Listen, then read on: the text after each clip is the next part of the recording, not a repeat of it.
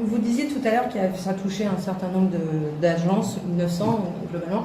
Est-ce qu'il y a une problématique dans la partie facturation, validation de la facturation, de formation finalement de toutes ces agences également, en fait, de l'autre côté, les agences d'intérim, je parle, pour valider ces factures?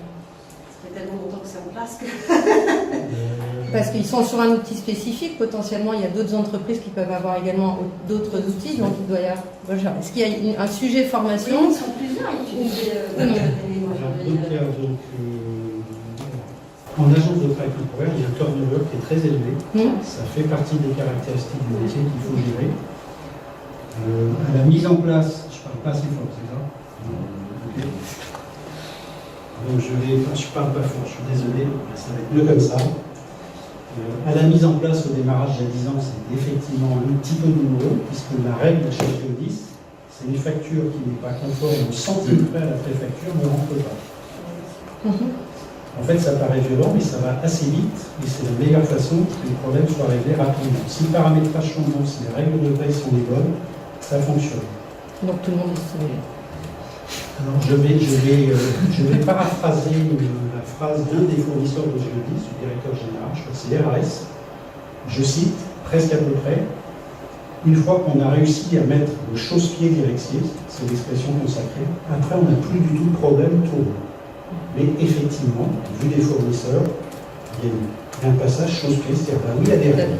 Ces règles, c'est les règles du client. Et on met en place le carcan, le verrou, en tout cas ce qu'il faut pour qu'elles soient respectées et qu'on ne puisse pas en sortir.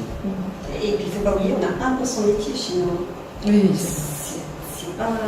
Ça représente une somme sur les 180 millions, mais ça montre que les systèmes fonctionnent et qu'il y a cette prise en charge.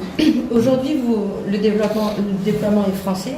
Vous allez aller vers une orientation plus internationale, compte tenu notamment du positionnement. Alors aujourd'hui, on a mis en place d'autres solutions dans d'autres pays, parce que justement, on a démontré l'avantage de la mise sous contrôle en France. Et on a notre deuxième pays de dépenses intérim, c'est aux US, en Allemagne, au Benelux et en Angleterre. On n'a pas les outils partout dans tous ces pays-là, mais on est en appel d'offres aux États-Unis aujourd'hui et on a mis d'autres solutions en place pour l'Allemagne. D'accord. Et il n'y a pas possibilité finalement d'utiliser cette solution Oui, plutôt effectivement. Alors, on est aujourd'hui chez Geodis, non. Aujourd'hui, on a un projet clair en Espagne. Ça va se faire. Et il y a un certain nombre de discussions. Enfin, nous, on a planifié d'avoir un produit européanisé en 2020. On sait que le premier pays, c'est l'Espagne. Il faut avoir en tête que l'une des raisons de difficulté, c'est des réglementations extrêmement différentes. Les règles de recours au travail temporaire sont très très différentes en Grande-Bretagne, voire même c'est même pas la même chose. On peut, dans certains cas, comparer des choses pas comparables. Nous, on cible plutôt le sud de l'Europe, jusqu'à l'Allemagne, puisque c'est des pays qui, depuis une directive européenne en 2008, se rapprochent du modèle français, même si ce n'est pas encore exactement le modèle français. Il y a des motifs de recours à l'intérim, mais ce n'est pas les mêmes. Il y a des durées de mission contrôlées, mais ce n'est pas les mêmes.